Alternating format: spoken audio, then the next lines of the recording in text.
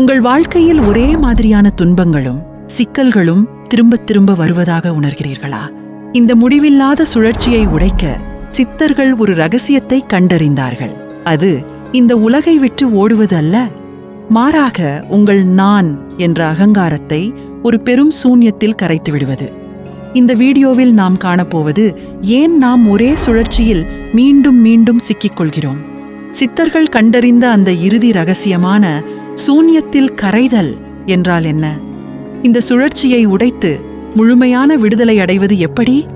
வாருங்கள், இந்த ஆழமான ஆன்மீக பயணத்தை தமிழ் விஸ்டம் டெய்லி மூலம் தொடங்குவோம். பகுதி 1. பிறவிச் சுழற்சி என்றால் என்ன? அந்த புதிர் நாம் செய்யும் ஒவ்வொரு செயலும், நினைக்கும் ஒவ்வொரு எண்ணமும், நமக்குள் எழுகிற ஒவ்வொரு ஆசையும் ஒரு கர்ம பதிவாக, ஒரு ஆற்றலாக நமக்குள்ளேயே சேமிக்கப்படுகிறது. இந்த ஆற்றல் பதிவுகள்தான் நமக்கு வரும் அடுத்தடுத்த சூழ்நிலைகளை, அனுபவங்களை, ஏன் அடுத்த பிறவிகளையே கூட உருவாக்குகிறது என்று சித்தர்கள் நம்பினார்கள். இதனால்தான் சில குணங்கள், சில நோய்கள், சில திறமைகள் நமக்கு பிறவியிலேயே வருகின்றன என்று அவர்கள் விளக்கினார்கள். திருமூலர் தன்னுடைய திருமந்திரத்தில் இந்த மனித பிறவி எவ்வளவு அரிதானது என்று சொல்கிறார். பல லட்சம் பிறவிகளை கடந்து புல்லாக, பூண்டாக, புழுவாக, மரமாக, பல விலங்குகளாக பிறந்து கடைசியாகத்தான் இந்த மனித உடல் நமக்கு கிடைத்திருக்கிறது என்று அவர் சொல்கிறார். இவ்வளவு அரிதான ஒரு பிறவி கிடைத்தும் நாம் திரும்ப திரும்ப அதே ஆசை, கோபம், பற்று என்கிற சகதியிலேயே சிக்கிக்கொள்கிறோம். இந்த சுழற்சிக்கு மூல காரணம் என்ன? அறியாமை. எதை பற்றிய அறியாமை? நான் யார் என்பதை பற்றிய அறியாமை. நாம் இந்த உடம்புதான் நான், இந்த மனம்தான் நான், இந்த உணர்ச்சிதான் நான், இந்த பட்டம், பதவி, சொத்துதான் நான் என்று ரொம்ப ஆழமாக நம்புகிறோம். இந்த தவறான புரிதல்தான் எல்லா கஷ்டங்களுக்கும் ஆணிவேர். இந்த உடல் ஒரு நாள் அழிந்துவிடும். மனம் நிமிடத்திற்கு நிமிடம் மாறும். உணர்ச்சிகள் நிலையாக இருக்காது. இப்படிப்பட்ட விஷயங்களை நான் என்று நினைத்து கெட்டியாக பிடித்து கொள்ளும்போது அதில் வரும் மாற்றங்கள் எல்லாம் நமக்கு துன்பத்தையே கொடுக்கிறது. சித்தர்கள் சொல்கிறார்கள், உலக வாழ்க்கைக்கு பயன்படுவது வெளியே தேடி கண்டுபிடிக்கும் அறிவு. ஆன்மீக முன்னேற்றத்திற்கு உள்ளே தேடி கண்டுபிடிக்கும் அறிவுதான் தேவை. நாம் பள்ளிக்கூடத்திலும் புத்தகங்களிலும் கற்றுக்கொள்வது எல்லாம் வெளியறிவு. அது இந்த உலகில் வாழ்வதற்கு தேவைப்படலாம். ஆனால் பிறவிச் சுழற்சி என்கிற இந்த ஆழமான சிக்கலில் இருந்து விடுபட நமக்கு உள்ளறிவு, அதாவது நம்மை பற்றிய உண்மையான அறிவு தேவை. அந்த அறிவை தேடியவர்கள்தான் சித்தர்கள். பகுதி 2. முதல் ரகசியம். உடம்பே ஆலயம். ஆன்மீகம் என்றாலே இந்த உடம்பை வருத்திக் கொள்ள வேண்டும், ஒடுக்க வேண்டும். இது ஒரு பாவம், ஒரு சுமை என்று ஒரு தவறான எண்ணம் பலரிடம் இருக்கிறது. ஆனால் என்னை சித்தர்கள் இந்த கருத்தை மொத்தமாக மாற்றினார்கள். அவர்கள் இந்த உடலை ஒரு தடையாக பார்க்கவில்லை. அதற்கு பதிலாக பிரபஞ்சத்திலேயே மிக உயர்ந்த ஒரு கருவியாக பார்த்தார்கள். திருமூலர் மிக தெளிவாக சொல்கிறார், உடம்பார் அழியில் உயிரார் அழிவர், திடம்பட மெய்ஞானம் சேரவும் மாட்டார். உடம்பை வளர்க்கும் உபாயம் அறிந்தே உடம்பை வளர்த்தேன், உயிர் வளர்த்தேனே. இதன் அர்த்தம் என்ன? இந்த உடல் அழிந்துவிட்டால் அதில் தங்கியிருக்கிற உயிரும் தன்னுடைய பயணத்தை தொடர முடியாது. உண்மையான ஞானத்தை அடைவதும் நடக்காது. அதனால இந்த உடலை எப்படி ஆரோக்கியமாக, உறுதியாக வைத்துக் கொள்வது என்கிற வழியை தெரிந்து கொண்டு நான் என் உடலை பாதுகாத்தேன், அதன் மூலமாக என் உயிரையும் ஆன்மாவையும் வளர்த்தேன் என்று சொல்கிறார். இது எவ்வளவு ஆழமான பார்வை பாருங்கள். சித்தர்களுக்கு தெரியும், பிறவிச் சுழற்சியை உடைப்பது ஒரு பெரிய பயணம். அதற்கு இந்த உடல் ரொம்ப வலிமையாக இருக்க வேண்டும். இது ஒரு படகு போல. பிறவி என்கிற பெரிய கடலை கடந்து போக இந்த படகு ஓட்டை இல்லாமல் உறுதியாக இருக்க வேண்டும். அதற்காக அவர்கள் உருவாக்கியதுதான் காயகல்பம் மாதிரியான மருத்துவ முறைகள். இது உடலை நோயிலிருந்து பாதுகாத்து இளமையோடு ரொம்ப காலத்திற்கு வைத்துக்கொள்ள உதவும் ஒரு சித்த மருத்துவ முறை. பற்றி அவர்களுடைய நோக்கம் வெறும் நீண்ட ஆயுள் கிடையாது. இந்த உடலையே ஒரு கோவிலாக மாற்றுவதுதான் அவர்களுடைய நோக்கம். ஆம், இறைவன் வாழுகிற கோவிலாகவே இந்த உடம்பை அவர்கள் பார்த்தார்கள். நாம் கோவிலுக்கு போய் சிலையை வணங்குகிறோம். ஆனால் சித்தர்கள் நட்டகல்லை தெய்வம் என்று 4 புஷ்பம் சாத்தியே சுற்றி வந்து முணுமுனென்று சொல்லு மந்திரம் ஏதடா? நட்டகல்லும் பேசுமோ நாதனுள் இருக்கையில் என்று கேட்டார்கள். கல்லில் இருக்கிறது என்று நீ நினைக்கிற தெய்வம் உனக்குள்ளேயே இருக்கும்போது வெளியே எங்கே தேடிக்கொண்டிருக்கிறாய் என்று அவர்கள் கேட்டார்கள். இந்த உடம்புக்குள் தான் 6 ஆதார சக்கரங்கள் இருக்கின்றன. மூலாதாரம், சுவாதிஷ்டானம், மணிப்பூரகம், அநாகதம், விசுக்தி, ஆக்ஞை. இந்த சக்கரங்களில்தான் பிரபஞ்சத்தின் சக்தியே உறங்கிக் கொண்டிருக்கிறது என்று சித்தர்கள் நம்பினார்கள். அதை எழுப்பி மேலே கொண்டு வருவதுதான் யோகத்தின் அடிப்படை. அதற்கு இந்த உடல் ஒரு ஆய்வகம் போல பயன்படுகிறது. பகுதி 3, 2ஆம் ரகசியம், பிராணனின் பிரம்மாண்டம். உடலை ஒரு கோவிலாக தயார் செய்ததற்கு பிறகு சித்தர்கள் தங்களுடைய கவனத்தை அடுத்த இன்னும் நுட்பமான ஒரு விஷயத்திற்கு கொண்டு போனார்கள். அதுதான் சுவாசம். நாம் எல்லோரும் சுவாசிக்கிறோம். அது நமக்கே தெரியாமல் இயல்பாக நடக்கிறது. ஆனால் சித்தர்கள் சுவாசத்தை வெறும் உயிர் வாழ்வதற்கான செயலாக பார்க்கவில்லை. அவர்கள் அதை பிரபஞ்ச சக்திக்கும் நமக்கும் நடுவே இருக்கிற ஒரு பாலமாக பார்த்தார்கள். பிரபஞ்சம் முழுக்க பரவியிருக்கிற ஆற்றலை பிராணன் என்று சொன்னார்கள். அந்த பிராணனை நாம் உள்ளே இழுக்கும்போது அது சுவாசம் ஆகிறது. ஒருவருடைய ஆயுள் அவர்கள் எத்தனை வருடம் வாழ்கிறார்கள் என்பதை விட அவர்கள் எத்தனை சுவாசம் எடுக்கிறார்கள் என்பதை பொறுத்தது என்று சித்தர்கள் கணக்கிட்டார்கள். வேகமாக சுவாசிக்கிற நாய் போன்ற விலங்குகள் கொஞ்ச காலம்தான் வாழ்கிறது. ஆமை போல மெதுவாக நிதானமாக சுவாசிக்கிற விலங்குகள் ரொம்ப காலம் வாழ்கிறது. இந்த அவதானிப்பிலிருந்து அவர்கள் ஒரு முக்கியமான முடிவுக்கு வந்தார்கள். சுவாசத்தை கட்டுப்படுத்தினால் ஆயுளை நீட்டிக்கலாம், மனதை கட்டுப்படுத்தலாம், ஏன் விதியையே மாற்றலாம் என்று அவர்கள் நம்பினார்கள். இந்த அறிவியலுக்கு பெயர்தான் பிராணாயாமம். பிராணனை ஆயம் செய்வது, அதாவது கட்டுப்படுத்துவது. ஆனால் சித்தர்கள் செய்தது சாதாரண பிராணாயாமம் இல்லை. அதுக்கும் மேலே ஒரு உயர்நிலை நுட்பத்தை கையாண்டார்கள். அதன் பெயர்தான் வாசியோகம். வாசி என்பது ஒரு மந்திர சொல். அதை திருப்பி வாசித்தால் சிவா என்று வரும். சி என்பது உள்ளே போகிற மூச்சு, வா என்பது வெளியே வருகிற மூச்சு. இந்த சி ஆகிய உயிர் சக்தி வெளியே போனால் அது சவம். அந்த சிவத்தை உடம்புக்குள்ளேயே சுழல வைப்பதுதான் வாசியோகம் என்று சொல்லப்படுகிறது. இது வெறும் மூச்சு பயிற்சி இல்லை. இது பிராணசக்தியை பயன்படுத்தி நம்முடைய உடலின் அடிப்பகுதியில் மூலாதாரத்தில் தூங்கிக் கொண்டிருக்கிற குண்டலினி சக்தியை தட்டி எழுப்புகிற ஒரு நுட்பம் என்பது அவர்களுடைய நம்பிக்கை. வாசி யோகத்தின் மூலமாக சித்தர்கள் தங்கள் சுவாசத்தை வியக்கத்தக்க வகையில் கட்டுப்படுத்தியதாக சொல்லப்படுகிறது. ஒரு நாளைக்கு ஏன் பல மணி நேரத்திற்கு ஒரு முறை மட்டுமே சுவாசிக்கும் நிலையை கூட அடைய முடியும் என்று நம்பப்படுகிறது. சுவாசம் குறைய குறைய மனதின் அலைகள் ஓயும். மனம் அமைதியாகும்போது உடலின் இயக்கங்கள் குறையும். தேவையில்லாத சக்தி வீணாவது தடுக்கப்படும்.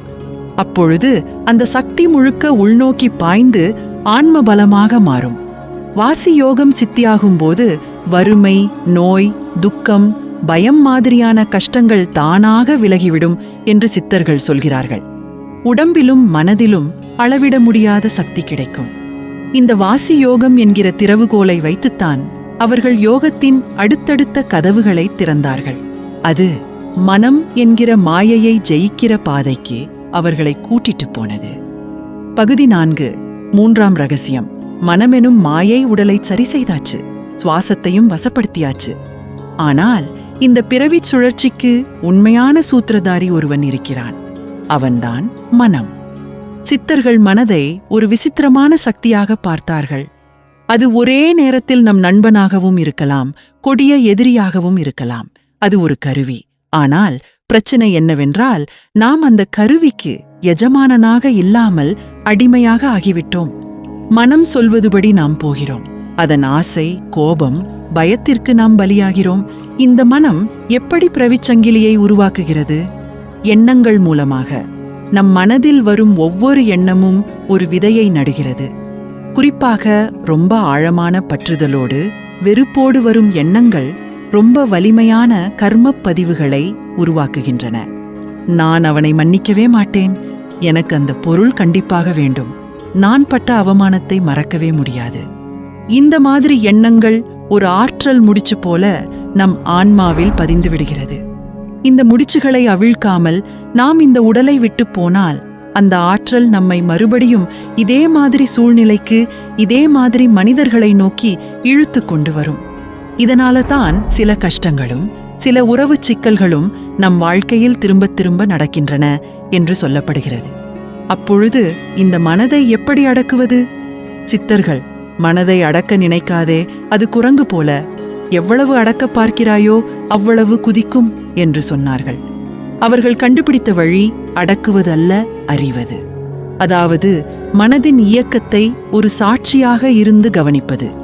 மனம் செவ்வையானால் மந்திரம் செபிக்க வேண்டா என்று சிவவாக்கியர் சொல்கிறார்.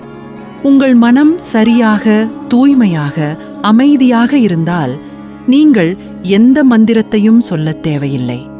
உங்கள் மனமே மந்திரமாகிவிடும். அந்த நிலையை அடைகிற பயிற்சிதான் தியானம். தியானம் என்றால் கண்ணை மூடிக்கொண்டு சும்மா உட்கார்ந்திருப்பது மட்டும் இல்லை. அது ஒரு உள்நிலை விழிப்புணர்வு.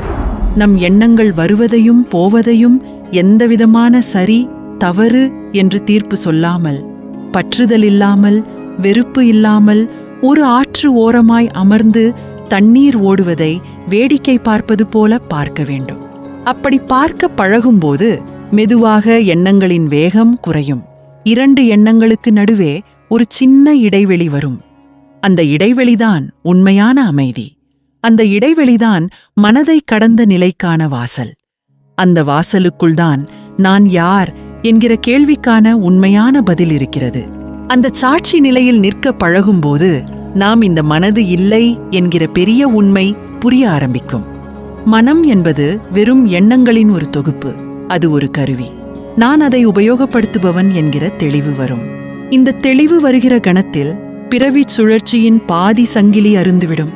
மீதி சங்கிலியை அறுப்பதுதான் இறுதி ரகசியம். பகுதி 5, இறுதி ரகசியம். சூன்யத்தில் கரைதல் உடல், மூச்சு, மனம் என்று 3 தடைகளையும் கடந்த ஒருவருடைய பயணம் கடைசி கட்டத்தை அடைகிறது. சித்தர்கள் இந்த இறுதி நிலையை முக்தி, நிர்வாணம், கைவல்யம், பேரின்பம் என்று பல பெயர்களில் சொன்னாலும் அவர்கள் அதிகமாக பயன்படுத்திய ஒரு வார்த்தை சூன்யம். சூன்யம் என்று சொன்னதும் ஒன்றுமே இல்லாத இடம் அல்லது வெறுமை என்றுதான் நாம் நினைக்கிறோம். ஆனால் சித்தர்களின் பார்வையில் சூன்யம் என்றால் வெறுமை இல்லை, அது முழுமை. அதுதான் எல்லாவற்றுக்கும் மூலமான ஒரு நிலை. எந்த உருவமும் பெயரும் குணமும் இல்லாத, ஆனால் எல்லாவற்றையும் தனக்குள் வைத்திருக்கிற அந்த பெரிய வெளிதான் சூன்யம்.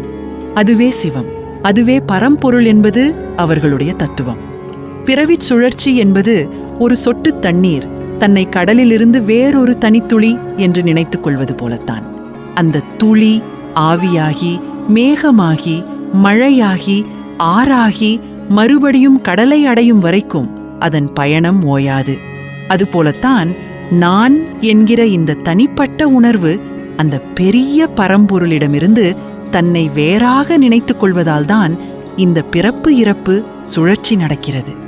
சித்தர்களுடைய இறுதி சாதனை என்பது இந்த நான் என்கிற தனிப்பட்ட அகங்காரத்தை அந்த சூன்ய பெருவெளியில் முழுமையாக கரைத்து விடுவதுதான். ஒரு கற்பூரம் நெருப்பில் பட்டதும் புகையோ கரியோ எதுவும் மிச்சமில்லாமல் ஜோதியோடு ஜோதியாக கலந்து விடுவது போல ஒரு ஞானியின் ஆன்மா அந்த பரம்பொருளோடு 2 கலந்து விடுகிறது. அதற்கு பிறகு அவன், நான் என்று எந்த பேதமும் இல்லை, எல்லாம் ஒன்றுதான். இந்த நிலையை அடைந்ததற்கு பிறகு கர்ம வினைகள் இல்லை. ஏனென்றால் செயலை செய்வதற்கு ஒரு நான் அங்கே இல்லை. ஆசைகள் இல்லை. ஏனென்றால் ஆசைப்படுவதற்கு ஒரு தனிப்பட்ட மனம் அங்கே இல்லை. பிறப்பும் இல்லை, இறப்பும் இல்லை. ஏனென்றால் பிறப்பதற்கும் இறப்பதற்கும் ஒரு தனிப்பட்ட உயிர் அங்கே இல்லை. இதுதான் முழுமையான விடுதலை. பிறவிச் சுழற்சி என்கிற சக்கரம் உடைக்கப்பட்டு விட்டது. இதுதான் சித்தர்கள் கண்டறிந்த இறுதி ரகசியம். இந்த நிலையை அடைந்த சித்தர்கள் உடலை விட்டு போனாலும் அவர்கள் அழிந்து போவதில்லை என்றும், அவர்கள் சூட்சும வடிவில் இந்த பிரபஞ்சத்தில் நிறைந்து உண்மையான தேடலோடு வருபவர்களுக்கு வழிகாட்டுகிறார்கள் என்றும் நம்பப்படுகிறது. அவர்களுடைய ஜீவ சமாதிகள் இன்றைக்கும் சக்தி வாய்ந்த ஆற்றல் மையங்களாக விளங்குவதாகவும் நம்பப்படுகிறது. சித்தர்களுடைய இந்த பாதை ஒரு பழங்கதை இல்லை, அது நமக்குள்ளே இருக்கிற ஒரு சாத்தியம். இது ஒரே நாளில் நடக்கும் அதிசயம் இல்லை. இது ஒரு தொடர் பயிற்சி, ஒரு அர்ப்பணிப்பு, ஒரு ஆழமான தேடல். வாழ்க்கையின் கஷ்டங்கள் நம்மை அழுத்தும் ஒவ்வொரு தடவையும் அது இந்த சுழற்சியை உடைப்பதற்கான ஒரு வாய்ப்பு என்று நாம் நினைத்துக் கொள்ள வேண்டும். இந்த முடிவில்லாத சுழற்சியிலிருந்து விடுபட உங்கள் பயணத்தின் முதல் அடியை எடுத்து வைக்க நீங்கள் தயாரா? சித்தர்கள் காட்டிய இந்த வழியில எந்த படி உங்களை ரொம்ப கவர்ந்தது? உங்கள் எண்ணங்களை கமெண்டில் சொல்லுங்கள்.